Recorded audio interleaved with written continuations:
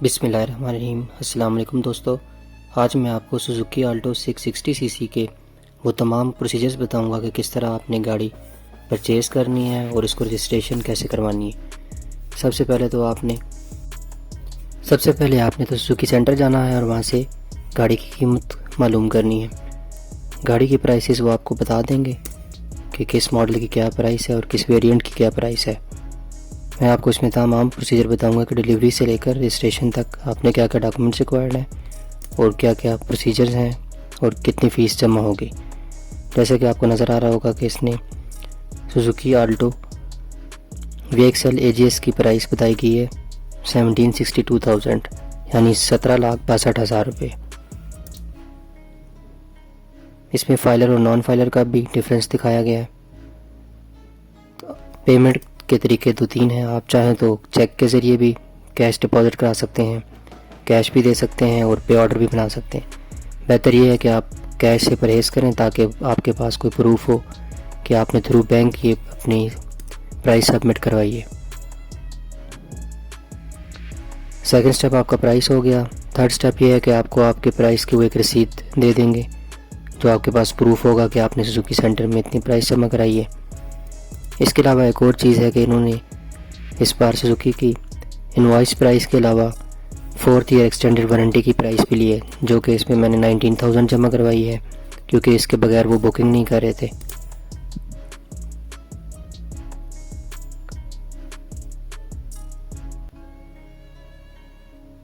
जब आप अपनी तमाम प्राइस सबमिट करा देंगे तो स्टेप 4 पे ये होगा कि वो आपको एक PBO देंगे। PBO से मुराद है कि प्रोविजनल बुकिंग ऑर्डर, जिस पे वो गाड़ी का मेक, मॉडल, कलर और प्राइस वगैरह और ओनर का नाम वगैरह वो सब कुछ मेंशन कर देंगे।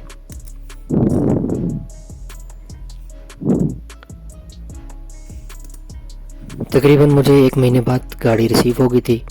रिसीविंग के टाइम उन्होंने हमें एक डिलीवरी सर्टिफिकेट दे दिया और उससे तकरीबन कह सकते हैं कि ऑलमोस्ट 2 वीक्स के बाद सेल सर्टिफिकेट्स की 2 कॉपीज़ और इनवॉइस की 2 कॉपीज़ दे दी। सेल सर्टिफिकेट की 2 कॉपीज़ थी, एक तो ओनर की कॉपी होगी और एक रजिस्ट्रेशन के लिए होगी। सेम इसी तरह इनवॉइस की 2 कॉपीज़ थी, एक जो सी ओनर की कॉपी होगी और एक रजिस्ट्रेशन की कॉपी होगी। पर याद रखिएगा कि आपने जब रजिस्ट्रेशन करवानी है तो ये चारों ओरिजिनल सर्टिफिकेट्स वो जमा कर लेंगे एक्साइज ऑफिस वाले। हर प्रोविंस का डिफरेंट रूल है। पंजाब में आपको फ़ाइल बना के वापस कर दी जाती है, सरहद KP के और सिंध में भी ऐसा किया जाता है, जबकि इस्लामाबाद में ये फ़ाइल एक्साइज ऑफिस में जमा हो जाती है along with all the original documents. तो बेहतर ये होगा कि आप इनकी एक फ़ोटोकॉपी करा लें अपने रिकॉर्ड के लिए।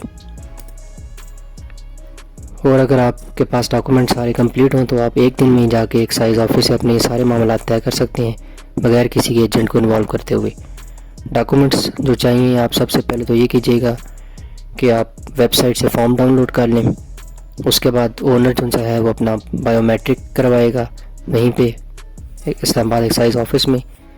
तमाम 4 जो ओरिजिनल व्हीकल के सर्टिफिकेट्स हैं, यानी कि 2 इनवॉइस और 2 सेल सर्टिफिकेट्स, वो इसके अलावा इन तमाम सर्टिफिकेट्स की एक फ़ोटोकॉपी सेट, उसके अलावा 2 पिक्चर्स और कैश जो अमाउंट है वो है 40,000, जिसमें आपके गाड़ी की नंबर प्लेट्स भी शामिल हैं, गाड़ी की रजिस्ट्रेशन बुक और तमाम किस्म के टैक्सेस वगैरह, टोकन टैक्सेस और लाइफ टाइम टोकन 10,000 वो भी इसमें इन्वॉल्व है।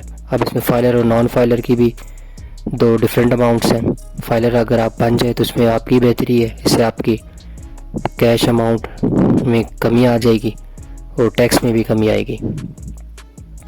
एक और अच्छी बात यह है कि इस बार जब मैं रजिस्ट्रेशन कराने गया, यानी जिस दिन ये मैंने फ़ाइल अपनी सबमिट कराई, एक दिन में प्रोसीजर कंप्लीट हो गया और इसमें इन्होंने उसी दिन नंबर प्लेट्स भी इशू कर दी, क्योंकि ऑलरेडी इनके पास नंबर प्लेट्स प्रिंटेड यानी कि बनी हुई पड़ी हुई हैं। उसी सीरीज़ में से आपको एक नंबर अलॉट कर देते हैं और आपको रजिस्ट्रेशन बुक है वो तकरीबन 1 से 2 माह के बाद की डेट में डाल देते हैं। और इसमें प्रोसीजर में आपको एक चीज़ बताना भूल गया कि जब यहाँ से आप प्रोसीजर में आप जाने की जब आप फॉर्म्स वगैरह फिल कराते हैं, अमाउंट जमा कराते हैं, तो इस फॉर्म में एक उन्होंने शामिल किया गया है कि यानी कि जब भी आपकी नई गाड़ी जाती है तो उसका इंस्पेक्शन होती है। जो कि व्हीकल इंस्पेक्टर इंस्पेक्शन करेगा और अपनी स्टैंप लगाएगा फॉर्म के ऊपर। व्हीकल इंस्पेक्शन का जो ऑफिस है वो एक्साइज ऑफिस में नहीं है, बल्कि वो इससे बाहर की तरफ आप जाते हैं तो राइट साइड पे 5 मिनट की वॉक के बाद एक और ऑफिस है जो बाहर उन्होंने एक टेम्परेरी सा सिस्टम बनाया हुआ है।